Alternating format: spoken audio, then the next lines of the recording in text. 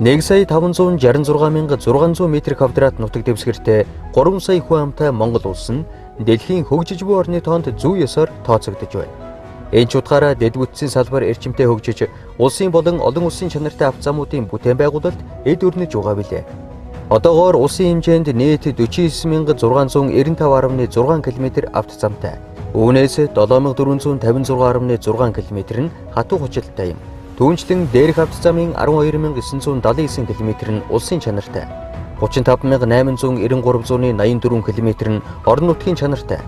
822.77 км нь уул уурхайн зориулттай авто замд тооцогдно.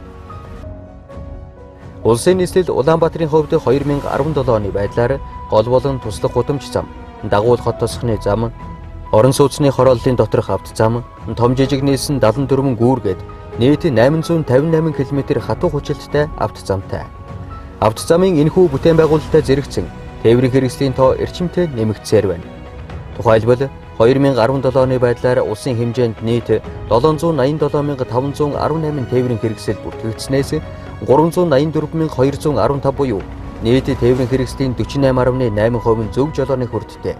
400,364 буюу 51.2% нь буруу жолооны хүрттэй байгаа. Жолооч нарын хувьд одоогоор 2008 оныхоос 3 дахин их буюу 1,140,000-д хүрчээ. Үүнтэй холбогдуулан замын хөдөлгөөний аюулгүй байдлыг сахиулахаар 523 замын цагдаагийн албан хаагчийг үүрэг гүйцэтгэж байна.